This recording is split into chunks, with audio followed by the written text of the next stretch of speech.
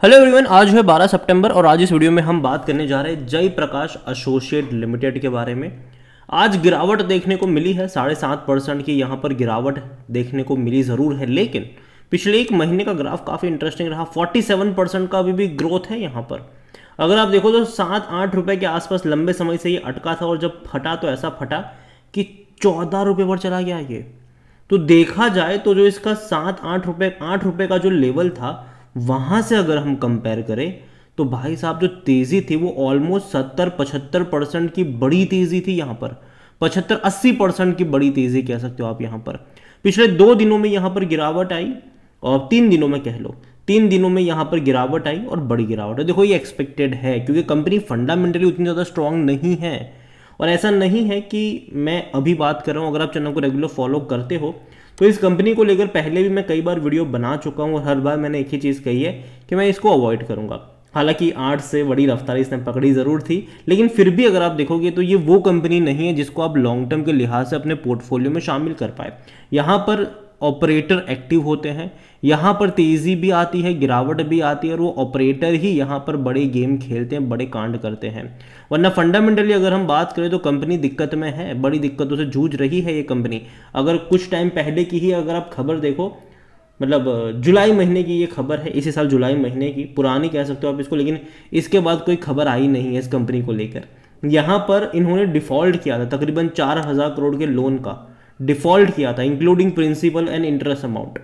और उसके बाद एक करेक्शन हमने देखने को मिला था यहाँ पर। अगर आप जून जुलाई का जो ग्राफ देखोगे वहाँ पर बड़े करेक्शंस देखे ज़रूर गए थे।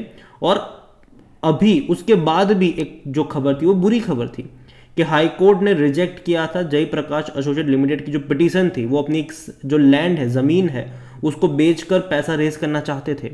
उनका प्लान ये था कि उन 150 एकड़ ज़मीन जो है यमुना एक्सप्रेस के पास, तो उसको ये लोग बेचना चाहते थे और उससे 1,500 करोड़ रुपए रेज करना चाहते थे। लेकिन अगर बात करी जाए तो यहाँ पर ऑलरेडी 80 एकड़ तो भैया मॉर्गेज करी है उन्होंने और 150 एकड़ वो बैंक से रेज करना चाहते थे, लेकिन कंपनी उसको बेचकर फंड नहीं रेज कर सकती थी।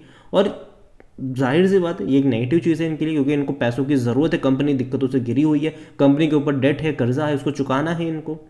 यहाँ पर अगर हम वॉल्यूम की बात करें तो भैया वॉल्यूम तो भैया बड़ी क्वांटिटी में ट्रेड हो रहे, ऑलमोस्ट 5 करोड़ के आसपास के शेयर्स ट्रेड होते नजर आए यहाँ पर।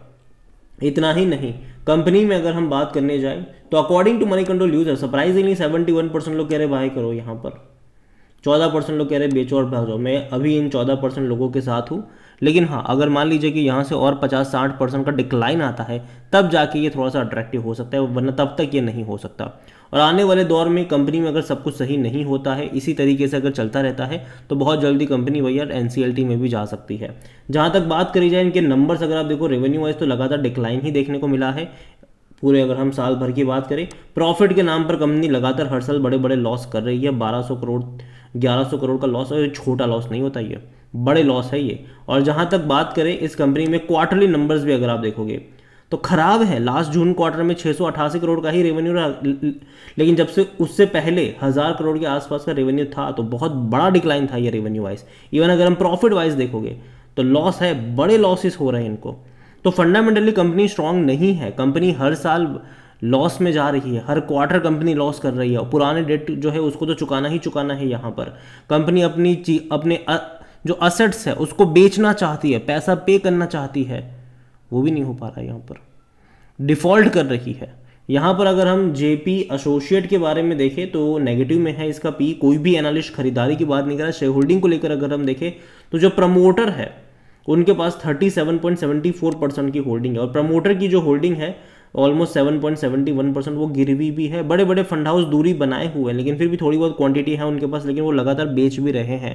म्यूचुअल फंड के पास 0.02% की होल्डिंग है, जो सितंबर में अगर आप देखोगे तो 0.02 ही थी। लेकिन डोमेस्टिक की बात करें तो 2.02% की अभी की होल्डिंग है, जो आज से 2-3 क्वार्टर पहले 2.51% थी, मतलब बिकवाली करी है। FIs की जो 1.20% की होल्डिंग थी वो भी घट के आज 0.58 पर आ चुकी है। तो लगातार बिकवाली यहाँ पर देखने को मिल रही है। रिटेल और अदर की कुल मिलाकर 59.64% की होल्डिंग है, जिनमें से रिटेल इन्वेस्टर 13% की होल्डिंग लेकर बैठे हैं। अदर पार्टीज 25.51% की होल्डिंग है उनके पास। तो देखिए ओवरऑल मैं इस कंपनी को लेकर इतना कहूँगा कि देखो फंडामेंटली मैं उतना ज़्यादा भरोसा इसके ऊपर नहीं कर रहा हूँ, क्योंकि लगातार कंपनी दिक्कतों से घिरी हुई है। लगातार यहाँ पर डिक्लाइन हमने देखे हैं जब इन्होंने लोन मतलब जब इन्होंने डिफ़ॉल्ट किया था, तो ये आप देखिए यहाँ पर जुलाई वाला महीना मतलब डिक्लाइन आया था यहाँ पर। उसके बाद कंसोलिडेट किया और एकदम से अगस्त में ये भाग गया और बड़ी तेज़ी दिखा दी इसने, बड़ी तेज़ी, बिना कोई खबर के। कोई खबर नहीं थी, कोई अपडेट नहीं थी उतनी बड़ी यहाँ पर जेपी एसोसिएट को लेकर, लेकिन फिर भी तेज़ी आ गई। और सिर्फ इसी में नहीं, जो जेपी पावर है ना उसमें भी सेम केस है। वो भी अगर आप देखो तो 20% दौड़ चुका है। तो यहाँ पर भी सेम चीज़ें होती नज़र आ रही है। और अगर आप चाहते हैं कि मैं जेपी पावर के ऊपर एक वीडियो बनाऊं तो कमेंट में उसका नाम लिखेगा, जितनी ज़्यादा कमेंट आएगी उतना जल्दी वीडियो आएगा।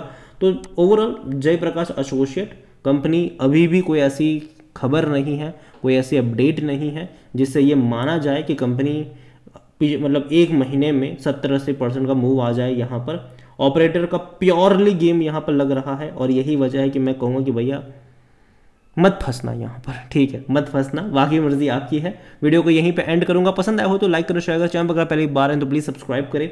और जयप्रकाश एसोसिएट लिमिटेड के बारे में आप क्या सोचते हैं वो भी आप मुझे कमेंट में लिख के बता सकते हैं। Thank you.